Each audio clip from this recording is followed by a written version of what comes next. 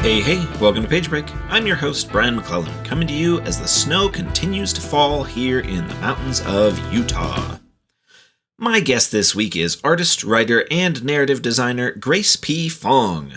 Grace has created art content for speculative fiction publications and promotional material for authors, including designing the weapons for my very own Powder Mage RPG, and she is exhibited regularly at conventions.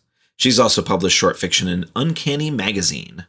For her day job, she's worked as a narrative designer for Magic the Gathering and spent 10 years as a senior technical artist on blockbuster movies and AAA video games.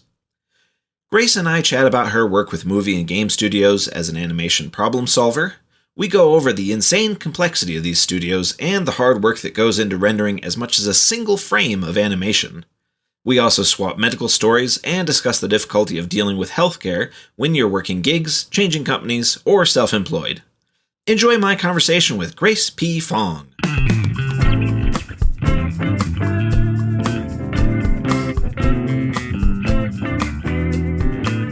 All right, so how long have you been in Canada now? I've been in Canada for since 2017. So okay, I'd been planning on moving up here for a while, basically because I'd visited a couple of times and I really liked it.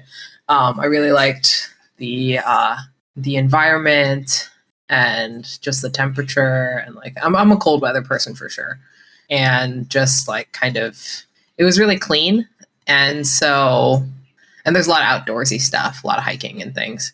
But yeah, that was honestly before the election, before Twitter going really, before Twitter became a major news source, because I was working in the entertainment industry, and there's a really large portion of film that gets made up here. So it was kind of like a job move concern, because it's having worked in those kind of gig economies of entertainment making, in LA, a lot of it is sustained by having a union that helps cover your healthcare, helps cover your retirement stuff between your various jobs, as long as you put in a certain number of hours with with the unionized studios per year. But video games was not unionized, and so a lot of those skills apply to companies up here as well. But there's more government services to help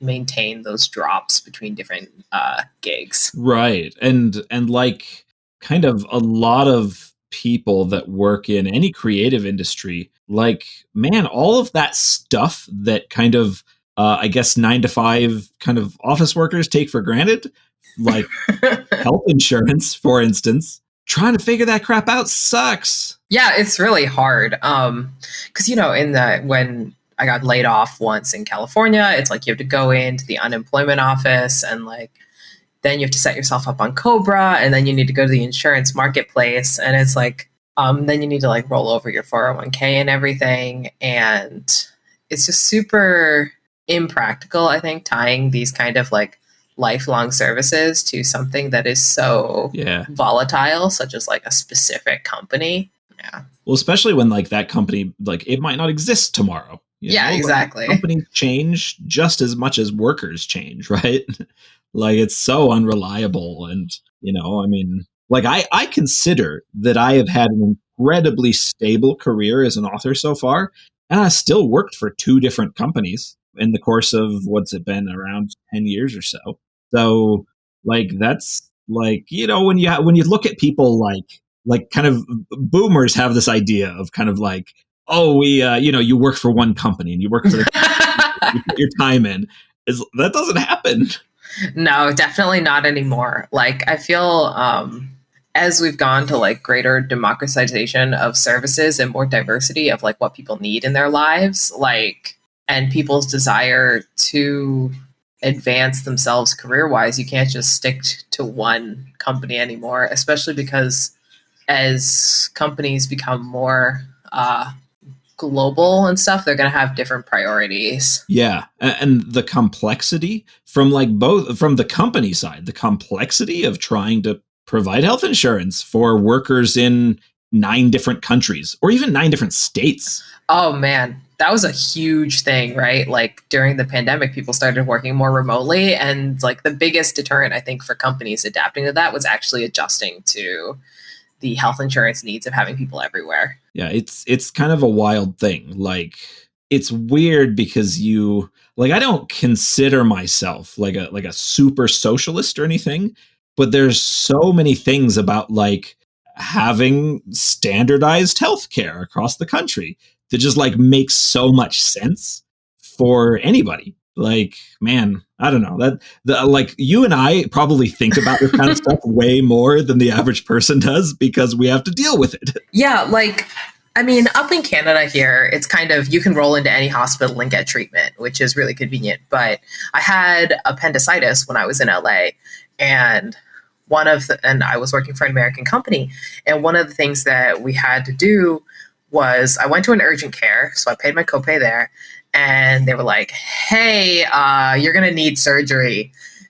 We can call an ambulance that will cost X thousand dollars. We could send you to this hospital, or we could send you to that hospital.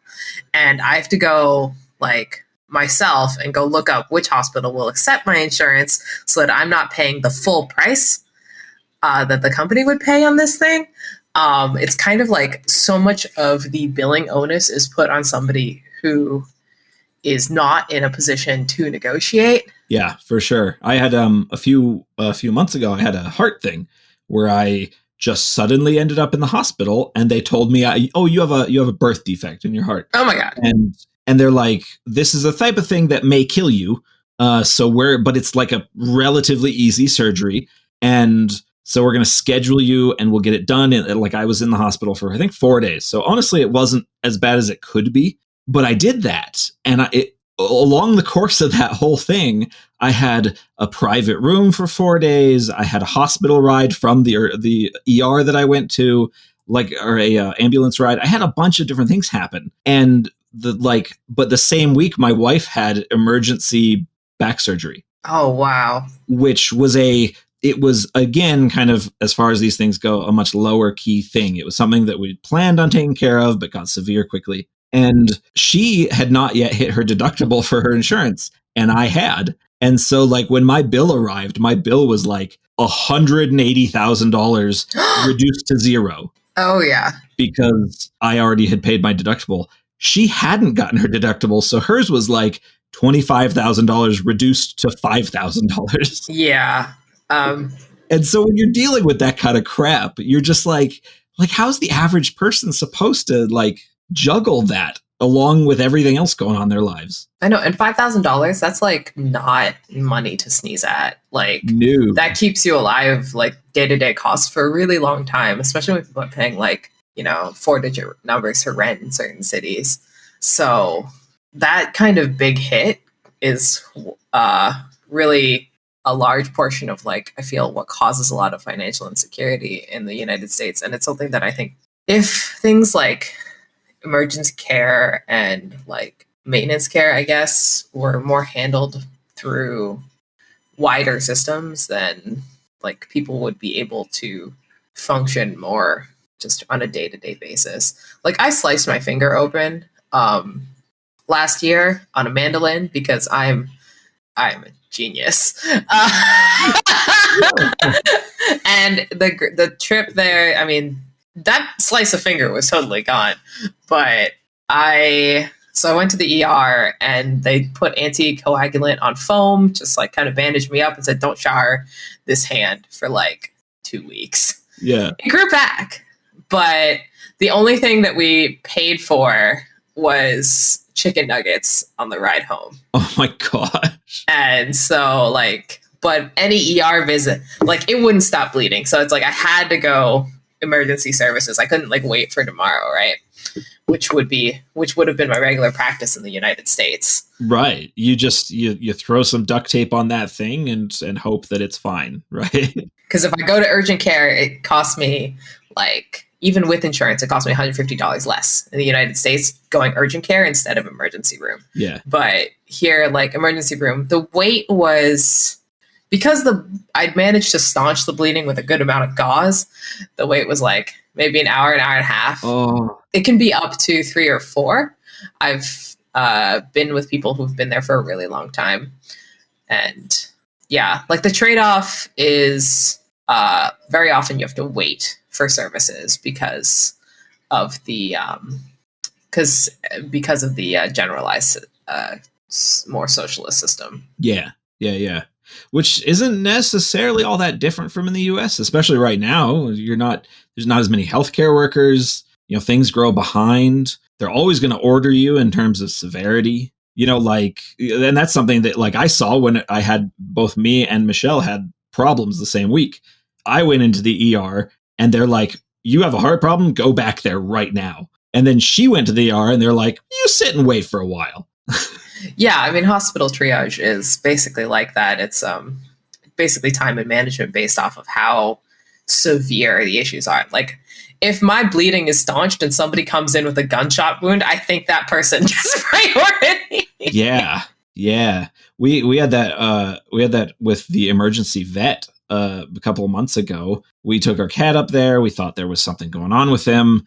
It turned out to be kind of nothing, which was both frustrating but also nice. But we were up there for like 8 hours because, we get in there, we get checked in, and then other people come in with more pressing issues. And so we're just waiting in the car because, they took our cat and they're like, oh, you stay here and it's an hour drive home. So we're like, oh, we better stay just around. And then we saw somebody carry their dog in. Oh my God. They're like covered in blood and stuff. And we're like, well, you know what? We'll just wait happily. Wow. That's horrible. Yeah. So yeah, but that's just going to be healthcare in general, trying to triage that stuff. But yeah, I don't know. It's a crazy thing that you kind of are faced with a lot more when you work for yourself. And you do contract work. Yep. And so, a lot of people just don't even notice because it's something their business takes care of. And yeah, I think it's also something I have a lot of friends who are in the tech industry, right? And what with Meta, Twitter, Amazon, so many layoffs are going on now. This is the first time that they've had to get on UI, first time that they've had to look up the health insurance marketplaces and stuff of their state. And what boggles me further is that if this is the system, which is pretty common in America, where you just get laid off and you have to suddenly pick up all these services yourself, nobody really teaches you how and where they are. And it's different for every state. If you move, you have to do this all over again. When I first went kind of self-employed, I think I was 25 or 26, and I hadn't really had a good job, so I really hadn't really had my own insurance and things. I think I'd been floating along on my parents for quite a lot of that.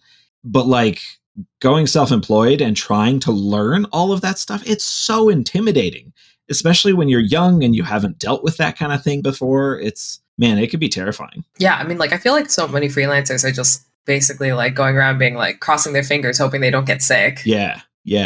And that can be really rough. And I don't know, I guess I think about the whole thing as when society is healthier, that makes me healthier. I like to think of it as I get kind of personal benefit from society taking care of its own kind of thing. And so, that's where I drift very much closer to let's have some standardized socialized medicine and stuff like that.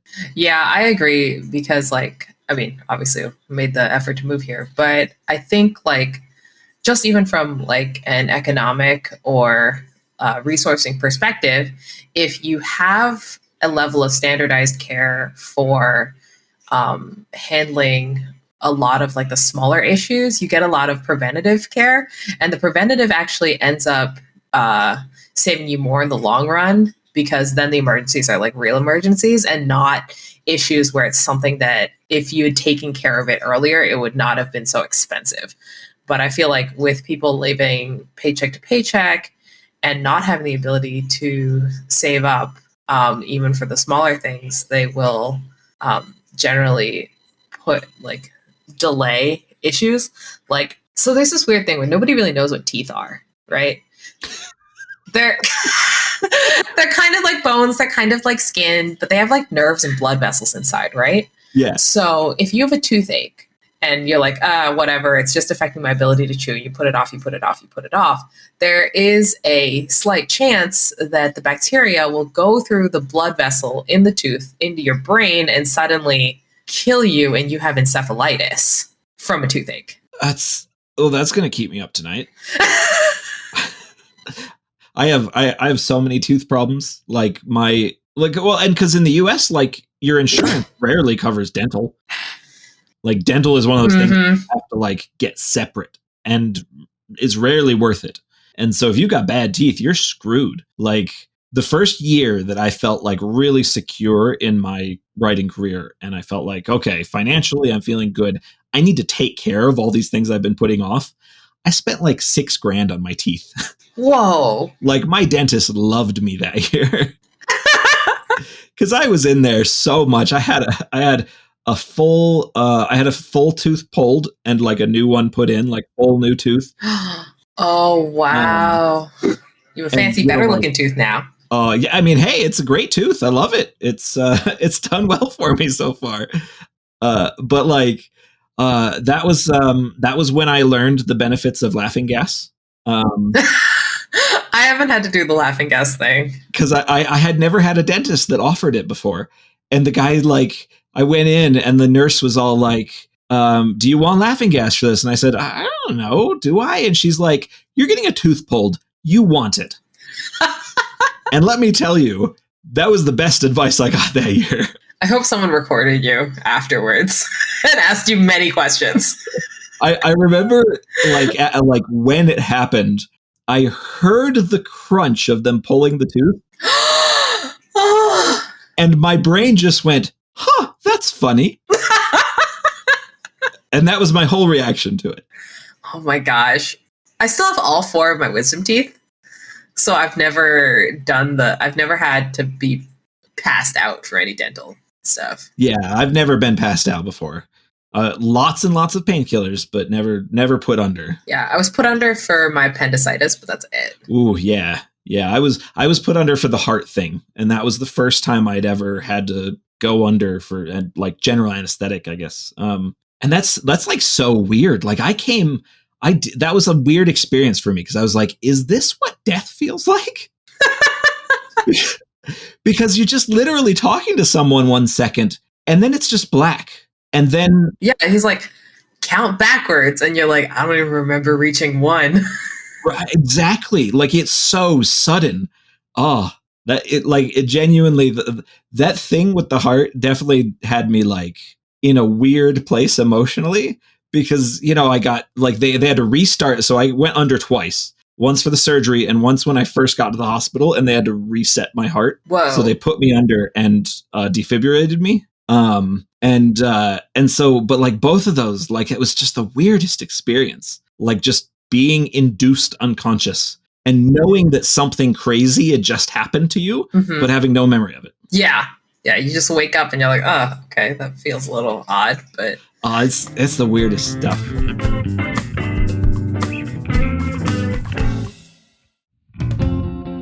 Hey, Page Break listeners, Brian here, rudely interrupting myself for a bit of a plug. Making a podcast isn't free, and I'm hoping that you enjoy it enough to pitch in a pittance. To do so, head on over to patreon.com/pagebreak, where you can toss as little as $3 a month into the tip jar, $5 a month to get the podcast ad-free and early, and $10 a month to hear your name in the credits and feel a smug sense of superiority. You can also buy my books from your favorite retailer, or direct from my website. Thanks to everyone who contributes. Now back to me.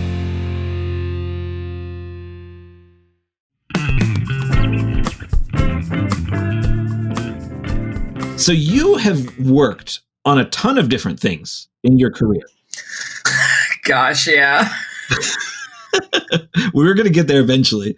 Because you've worked on video games, you've worked on movies, you currently work for Wizards of the Coast on Magic the Gathering. Mm-hmm. You've gone to a lot of different places. Like, is that where does kind of that jumping between, because from an outsider's perspective, that feels very much like jumping careers. HR is always like, what the heck? Well, it's like jumping careers, even though ostensibly, I'm guessing you have kind of done similar things for each place. I can't believe I'm going to quote one of my old bosses, and essentially he likes to refer to, he thinks that people in this industry do well who are basically T-shaped people. So people that have a broad understanding of the pipeline of creating a piece of media, and then they specialize in one thing or another about it. And so I feel that this kind of learning is what actually enabled me to jump from job to job. Because it actually is kind of like switching careers. Yeah. So I started off as a computer science student. When my major is in computer science, got my master's in it while I was working. And so basically having that programming knowledge means that you can work almost anywhere. A lot of my friends went into big tech, Microsoft, Amazon.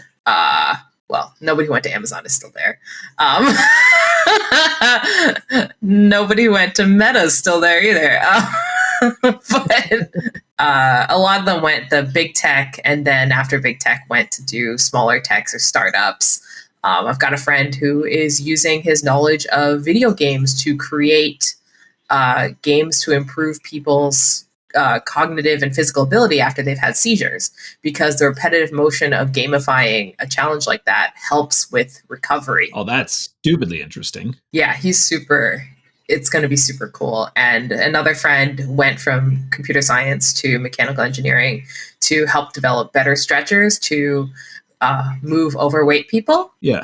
From place to place, so that reduces risk of injury, makes any surgeries easier, and it's really helpful for the medical industry, because then you don't damage people as often when you're like trying to perform surgery on them. But I'm probably the only one who's still in entertainment. It's been like almost 15 years now. Yeah. Give you an idea of how old I am. And we started off learning about the pipeline, like what are all the different parts of who contributes to each piece of a movie. And the technological backbone between a movie and a video game is very similar. It's just that there's more coding in a video game that allows a player to basically move through the movie. Whereas in the movie, you are trying to output a bunch of still images that when they get chained together, turn into animation. It's literally just a digital flip book. Yeah. All movies are the same. They're just flip books on film. And so with the technology is all the same, but they have different concerns. So the movie, it's all about getting really amazing images for each frame of that flip book. So you spend a lot of time. You literally can spend overnight rendering a single image. That's one of the famous things. They were like, every hair on Sully's head in Monsters, Inc. Like, it took overnight to render one sequence with Sully because he has so many hairs. Yeah. But in gaming, the person needs to be able to interact with this digital world. So you have to do a lot of corner cutting and a lot of kind of tricks to make that world realized and believable, while the player can still interact with it at a certain speed and still maintain that illusion. Because if the game starts to chug, nobody likes that gameplay experience. Like, your input, if you notice a delay between I push that button and something happens on the screen, it's incredibly frustrating. Well, and any gamer will be able to tell you that, because you know your games, you know how fast things move, and when it's suddenly slightly off, that totally messes up your rhythm, and you notice. Yeah, people actually have different, internal frame speeds, right? Like, my partner's is way faster than mine because he's trained himself on fighting games, FPS games, and those are games that have to operate at 60 frames per second. That's essentially the as high as a human being can go. That's the human eye frame rate. Yeah. But because I was very much a film person, book person, I like those point and click games where speed isn't really an issue. Like I can watch something at 20 to 30 FPS, literally half of that, and I don't feel any lag. Meaning I'm really bad at all the games that my partner's good at, but to each their own. I tried to get back into League of Legends earlier this year, and I played it for like 4 years or something like that. I was in the original beta, and I played the first couple of seasons. Wow. And I tried getting back into it, and it was like torture. I just like, this is a game I used to know really well and I used to love, and I had no concept of being able to do the things I used to be able to do. It was very weird. Yeah, like also Daigo Umehara is a fighting game player who is on the older end, and by older I mean like above 30. Yeah. So like basically when you are a teenager, you have much quicker reflexes. So Daigo had to spend a lot of time training as he grew older in order to maintain his ability to react so fast. Like, I knew people that were professional gamers for these quick games in their late teens, early 20s, and they'd be like, oh, it's time for me to quit and retire and go to college. And they'd still be young enough that that's not weird for them to be in those classes. Yeah. That's so strange. It never even occurred to me that like the human eye would have like a frame rate. That's really interesting. Yeah, and apparently like dogs, they like the reason they're so good at things that we're not good at is they basically see in bullet time. Their frame rate is higher. Yeah. That's why they can catch a frisbee in midair, and we sometimes struggle. I mean, I know I do. Depending on who you are, like me. Yeah. So when you were working, because you worked on Kung Fu Panda 2, right? And The Cruise. Yes, that was my first. Yeah. So what was like your duty? Like, what did you do for the movie? So essentially, this is very inside baseball, but it's like I was a plumber on the CG pipeline. So I love this kind of shit, and if my listeners don't, then they can deal with it. So yeah, go ahead, please. So we have all these tools. Every single video game, every single film and stuff, every studio has a bunch of tools. Really common ones nowadays that are made by big companies that allow people to like license them and make their own games would be Unreal and Unity. And so for film, because it's an older industry, they tend to have a lot of custom pipelines that use third-party tools jammed in at different places. So it's like, oh, we're going to use Maya to make the 3D models. That's kind of like making the puppets for the animated puppet show for your stop motion. Digital animation is basically digital stop motion. So they're like, oh, here's my digital puppet of Po, the panda. And basically because there's so much input and output, and all of these third-party companies like Maya will suddenly release a new plugin or update their software, the plumbing of the pipeline needs constant maintenance. And so I was one of maybe 100 people at the DreamWorks Animation Studio who paid attention to different sections of the pipeline. So my job was to figure out like, hey, if this shot didn't come through and the fur texture on Po looked really weird, it was my job to dig down into that shot, figure out where something went wrong. Is the problem the tool, or is the problem the way the artist set it up? And then work as a communication person between the artist and the engineering department to try and resolve that and make sure that the antelopes all wear pants. So you were like a animation problem solver. Yes. Oh, that's really, really interesting. And there were like 100 of you just for that movie? Not for the movie, across the studio. So across the studio. Okay. That's crazy. I mean, like, you know what I do for a living. It's like me and then a couple of people at my publisher, and then a book comes. Like, when you get the perspective of how many people it takes to make a big movie, your mind just explodes. Yeah. So for us, there's about 20 people, 20 plumbers per movie. Yeah. And there's about like 6 or 7 departments. So each department has between 1 and 5 plumbers just to service their department. So you kind of have this relationship of like 1 plumber to like 10 artists. Huh. That's such a crazy thing. But to be able to do that, you need to know both the engineering side and the artistic side. Yep.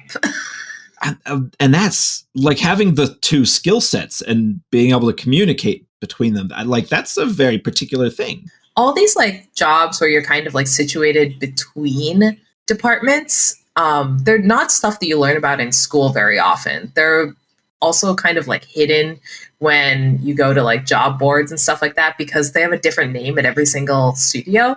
But I find them really interesting because they are ways that you can learn more while you're working.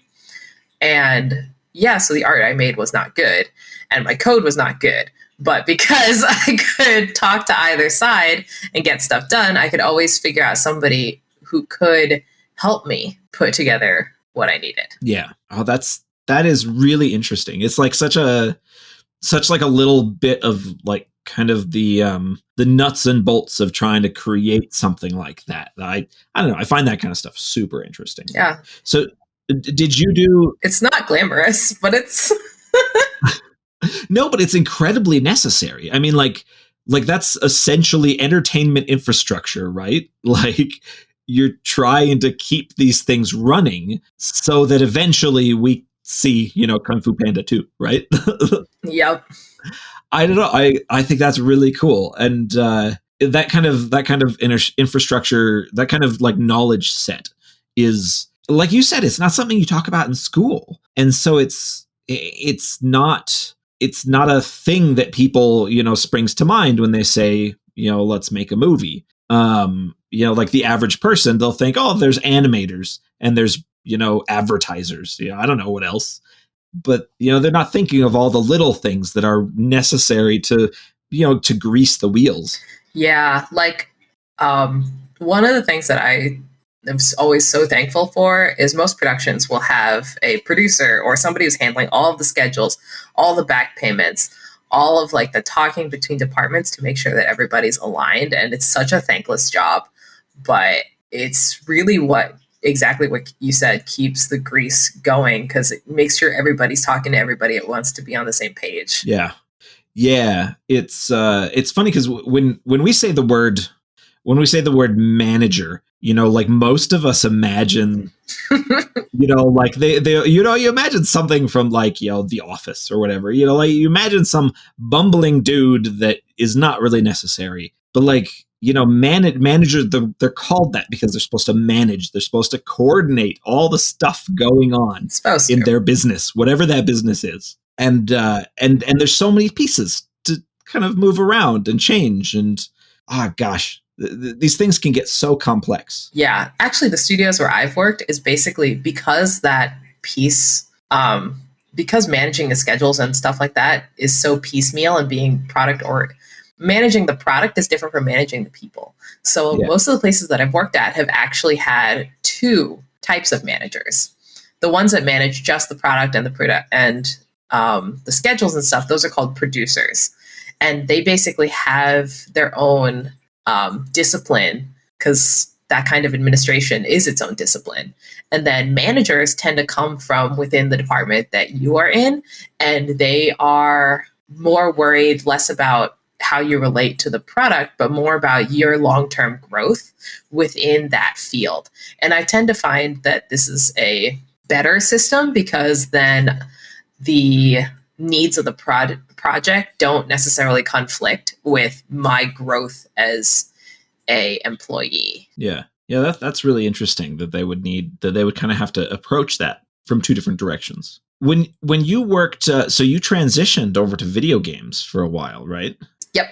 So did you have a similar kind of job that you were working at there, or did you change into something different? Yeah, I consider it pretty much the same thing. Like, it's the same handling the CG stuff, the same pipeline. It's just that, again, the pipeline spits out a different thing at the end of the sewer. Rather than the film,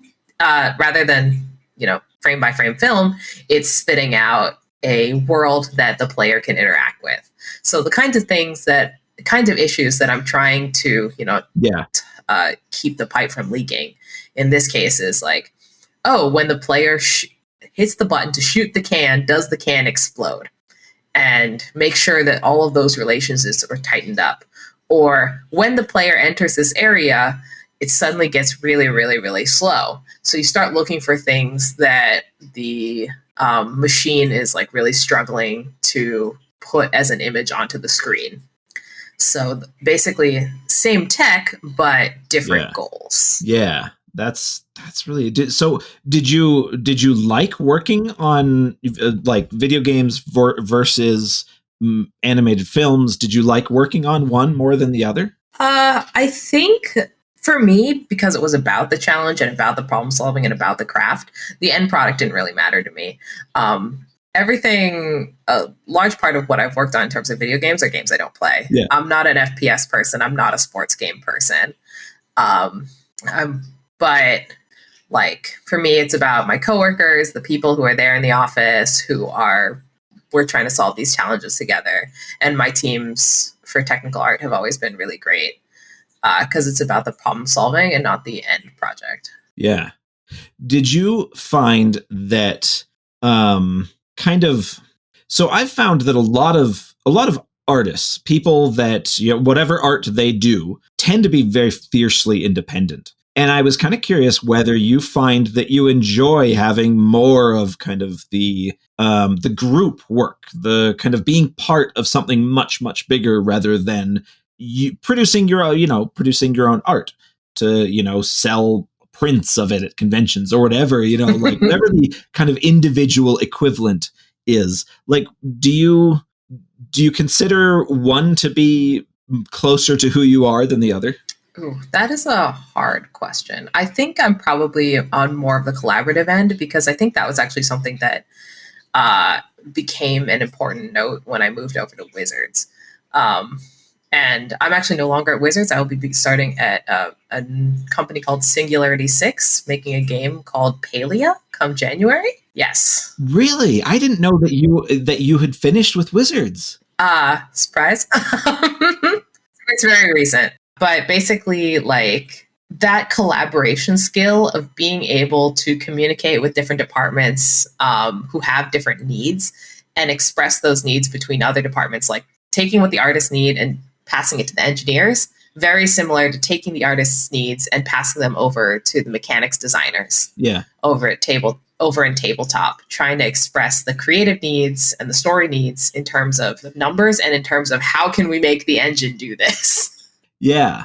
Oh, that's really interesting. Like as somebody who works pretty much alone all the time, and this is like a theme that I get back to on this podcast all the time, is this idea of kind of working on something that you yourself are doing with kind of minimal outside help versus being part of something way, way bigger and the collaborative aspects and things like that. It's something I come back to all the time because I find the kind of working creatively in a much bigger, like for a corporation, for a bigger kind of entity than yourself, I find that both really tantalizing in a lot of ways, but also it's kind of terrifying to me. The idea of not having the creative control over what I'm actually doing.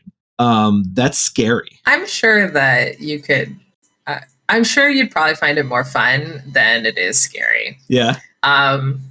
Basically, I find creative teamwork very similar to engineering teamwork, which is why the transition over was not as difficult as I originally anticipated.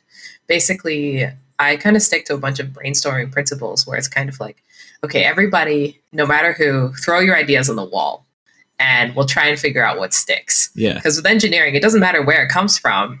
It's a matter of making sure that it works. And then you kind of divide and conquer, being like, who's going to take on what aspects of this creative task? Who's going to write these cards? Who's going to write this story? And because those are going to be the end products the players see.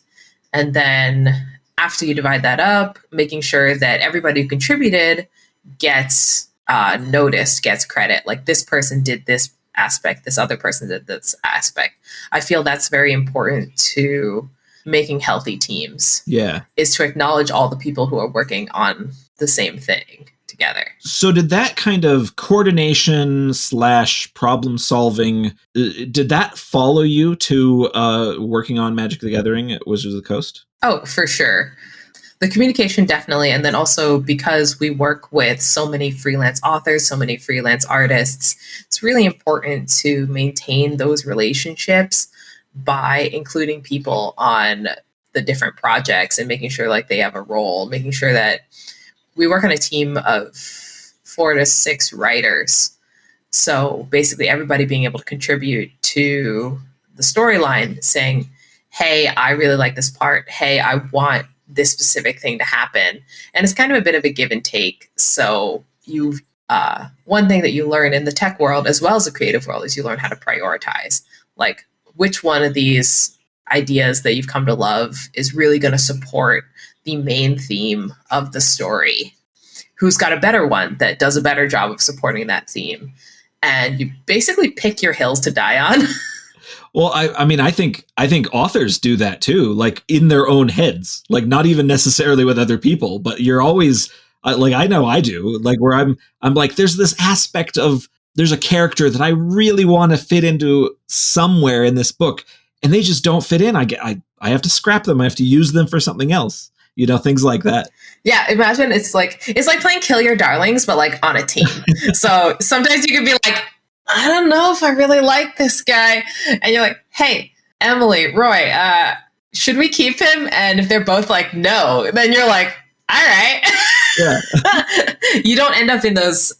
One thing I love about the creative collaboration is it's much harder to get stuck in your own head. Yeah. Because you can just reach out and ask somebody, did I do this right? Does this planeswalker sound this way? And you get those immediate feedback sounding boards. Getting stuck in my own head is an issue I run into. I think the pandemic made it much worse. I can see that. It's a thing that I feel like I run into more and more as I get older and further along. It's just, man, you get stuck in these dumb loops that you can't break out of because you can't really, like, you're not even at a place creatively where you can express it to another person. I'll try to like talk something through with my wife and I'll finish blab for 10 minutes and she'll just stare at me like, I didn't understand a word you just said. Yeah, I try to, because I do my own independent work too. And those moments are the hardest. Usually what I do is I just end up putting it down because I, as a part of the corporate world, I get to set my own schedule with my like personal writing. Yeah. And then sometimes it's like you come back to it, but also when you are doing the creative collaboration and you got to hit deadlines, and those deadlines always come real fast, faster than you ever want them to. So, well, and when you're a small part of something bigger, those deadlines are a lot more important. Yes. You know, if I miss a deadline by 3 months, my publisher will just kind of shrug and say, well, we'll push you back, by a quarter. Like they're okay with that as long as they get warning and they can shuffle things around a little bit. But if you miss a deadline on a project that's $100 million project. Oh, God, being able to delay something like that, that's so nice. Yeah, if the writers at Wizards, like if we're 1 week late, then art loses a week. If art loses a week, then graphic design loses a week. And it just adds up and adds up. And there's a very hard deadline too, because the product needs to be printed and this printing needs to happen. And then the product needs to again be shipped to all the different stores around the world. So every Magic set is actually creatively completed about a year before the product actually gets bought by audiences. Oh, but you need that lead time. Like you need it like for shipping delays, you know? Yeah, somebody gets stuck in the Suez Canal again. Right? If there's a global pandemic and we're suddenly all buying everything from Amazon, there's going to be shipping delays, right? It's crazy. The biggest worry now is the global paper shortage. Oh, yes. I think that impacts both of us. Yes. And that's one of those like weird things where you'll hear somebody scream about it and then it'll be silent. Nobody will talk about it for 6 months. And you'll be like, is there still a paper shortage? And you ask someone that knows and they're like, oh yeah, this is horrible. And you're like, oh, well, thanks. I maybe I didn't want to know.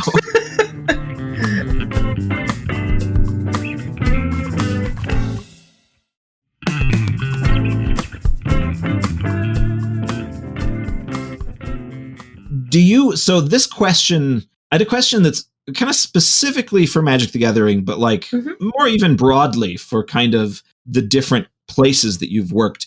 But when you go into a project, do you find you end up starting your job with like a lot of homework? Like when you started with Wizards of the Coast, did you have to spend 2 months reading world Bibles and learning everything that came before? Well, one, I'll just say I'm glad I went to engineering school, because research is a very, in my opinion, it's kind of like the core backbone of my weird career. Yeah. Because my belief is you're never done learning. You only learn how to learn. So at the beginning of every job, including the tech ones, there's like maybe a week or two of ramp up where you try to learn all the tools that you're going to be working with. And this also is a time where you meet the people that you're going to be working with, and you try to get a handle on what those relationships are.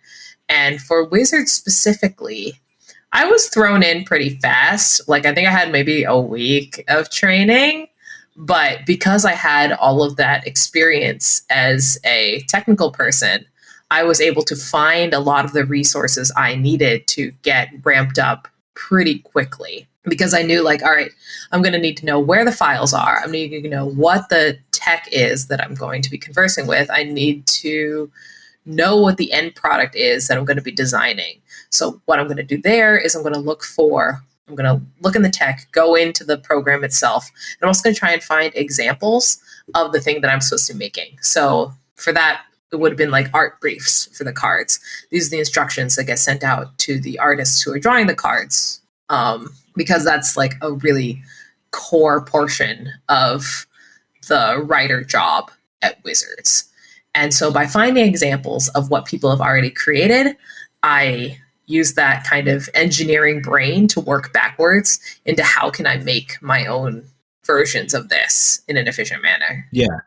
Right, because you need it to be like, I imagine with creating this kind of stuff for something like Magic the Gathering, you have to be able to create something that is both a little bit unique, but also very much has the vibe that is expected.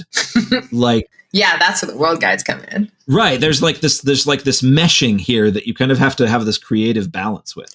Yeah, it's like you're basically playing in somebody else's world.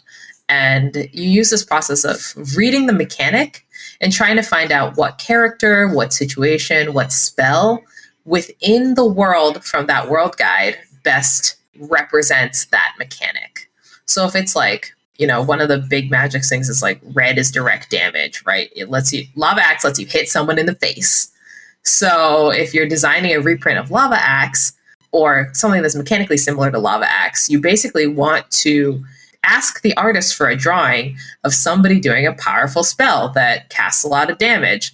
And then you look at the world guide and say, hey, I would like the person who's the spellcaster to look like somebody from this particular faction. They all wear red because Lava Axe is a red spell. And basically, you're writing, it's closer to technical or instructional writing, because the end product is going to be the picture, and the picture is what's going to convey all of this information to the player. I was very curious, and this is something that may be more apparent to players that nowadays, but because I haven't played Magic for 22 years, but I always wondered, even when I was a little kid, I always wondered about how much does narrative matter for kind of the greater product of Magic the Gathering. Because even when I was younger, cards would have themes, and there would be characters that you would see in different bits of art on different cards. And there was clearly things going on in the background, but the play was what mattered, because it's a card game. And I'm curious whether, if narrative saying takes a back seat to play. I mean, that seemed probably pretty obvious, but does narrative matter at all? So this is narrative matters a lot, actually a lot more than players suspect, because players don't seem to realize that there are many, many types of narrative. And I think that this is one, what we're used to when we hear the word narration is we think of prose books, or someone reading a story to us word for word, and we need to listen to what they say, like, and pay attention to those words. But video games and card games and just games in general are telling stories in a different way. You have to kind of expand your definition of what storytelling is to be a definition where it's like, how does one take a player or reader on an emotional journey? Not necessarily through words, but also it could be through images or through gameplay. Like, one of my favorite examples in video games being Hades. Like, the more times you die, the more things you unlock. And the progression of that within that game actually tells a story. It's telling the story of Zagreus getting stronger and stronger. And because the resonance between the skill that you get, what it's called, and how you use it and when you use it is actually a form of ludonarrative, which is gameplay narrative. And that's very similar with Magic the Gathering, is we have this story layer, the story of like what's happening to the planeswalkers, who are these new characters and stuff like that. But with Magic, people are going to be engaging in the game at a card by card gameplay level. So they're going to be looking like, oh, this is my 1/1 creature with haste. And so you focus less on telling a story that has a complete arc, and you focus more about building a world that the players can imagine this creature living in, that the players can imagine them, you are a planeswalker, like, visiting. They're like, oh, if I visited Ixalan, I will see a 1/1 speedy little monkey goblin. And you build out the narrative via its world and the relationships between the different groups of people that live in the world, rather than by doing the more cinematic thing of following a single main character through an arc. Yeah, that makes total sense. I mean, like, when I was 12, like, and I would just look at the Magic cards for hours. Like, I would read the little quotes. I would look at the pictures. I would, because I don't know if they even still do this, but they would include a tiny little packet in the big card decks that gave like a little snippet of story.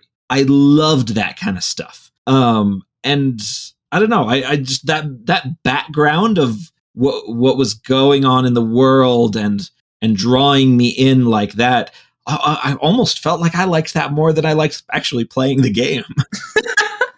Yeah, I'm actually, I'm definitely not Pro Tour material when I play. Right? I don't really care if I win. I'm just here for a good time. Yeah, that's another thing I love about games, though, is you can engage on them in different levels. Like, you're engaging in the visual and slight bits of story because it triggers your imagination. Yeah. Other people, like for me, I play Magic socially. It's about like seeing me and my friends unleash cool combos on each other. And some people, they literally just play to win. They net deck the thing that is the most powerful in the meta at the time, and they want to win. When I did play, I remember being very annoyed when I played against someone who was really aggressive, because to me, kind of like you, it was like a social experience where I wanted to sit down, I wanted to, shuffle, and then I wanted to make it last. Like, I didn't want the game to be over in 5 minutes. Like, that didn't seem the point to it to me. To me, it was, I'm here to hang out with my friend, and we happen to be playing a game at the same time. And so, like, anytime I was like tried to play against somebody who I didn't know, who was like really into it, it was like, well, this is not fun anymore. Yeah, I think that's something that Magic is really working towards, is understanding different types of players. Having been in the game industry for so long, even like as a student and studying it, we've gone from the definition of a game is something that has a win condition to studying what are called like player profiles. So we did a lot of this at EA, actually. We used like a lot of survey material to discover why people play games and why certain demographics play games. Like, are you a socially driven player? Are you an achievement driven player? Are you just somebody who plays games to relax? Yeah, no, I can totally see that. It's like even just looking around at like kind of like my real life friend group, we all have different goals for when we're playing games. And it's really interesting to kind of see that, because some of us we really want to win, and some of us just want to hang out. And it's, everybody's a little bit different, even though we're all friends and we've known each other for, 20, 25 years. It's, we all drift towards something different, even when we're playing the same game. Yeah. And I also think that now that basically we live in this weird attention economy, right? Like people are like Netflix, Hulu, video games, books and stuff. And basically every entertainment thing is just competing for people's time. Mm-hmm. And that's kind of what the market has become. I think that this kind of trying to find people that are looking for a certain emotional satisfaction out of their entertainment is better than sequestering things by medium nowadays. We're like, because books and film are really good for people who want to step out of themselves and like discover a story from the perspective of somebody else, which if you're in a video game where you inherently have agency because you're moving around the world and you're the one making the actions, then you don't have that weird empathetic connection that makes books and movies so good. Yeah. And it's all kind of, it makes different parts of your brain kind of fire depending on what you're doing, what you're engaging with, how you're engaging with it, all that stuff. But I have kept you quite a long time, but I like to end every episode by asking every guest the same question, which is, what's the last food that you ate that blew your mind? Ooh, this isn't the last thing. Can I say something that I just thought about that I really want, but haven't had in a really long time? Yeah. Give me the thing that popped into your head. Okay. It's the Moroccan chicken pastilla. Oh, tell me about that. So like it's like ground chicken in a phyllo dough pastry, but it's like seasoned with cinnamon and a combination of sweet and savory spices and topped with powdered sugar. And somehow that savory sweet combination plus like the lightness of the phyllo dough is like so unique. And the last time I had it was before the pandemic, and it's really difficult to make, so I can't make it myself. And I just want one. Man, I don't think I've ever had anything like that, and that sounds really interesting. It was so unique. Like, I don't know, it just tastes so good. Did you have a place that you'd get it from? There's one place here that serves it. There's only one like Moroccan restaurant, but I had it when I visited Morocco back in 2017, and like it's just been stuck in my head since. Ooh, I love when you get a meal that just kind of lives kind of in the back of your brain for years and years, it's just so like this isn't even a meal. I had an experience when Michelle and I went to London, 2019, I think it was.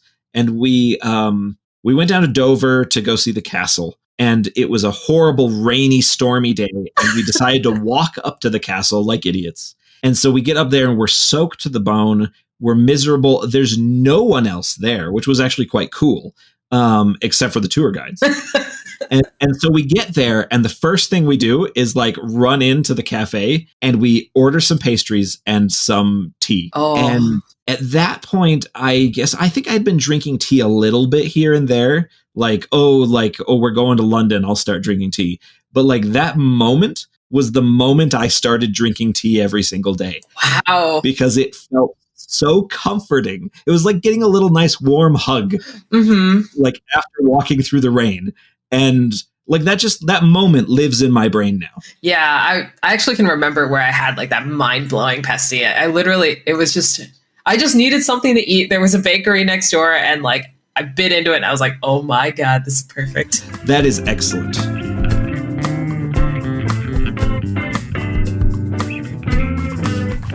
That was author, artist, and game designer Grace P. Fong.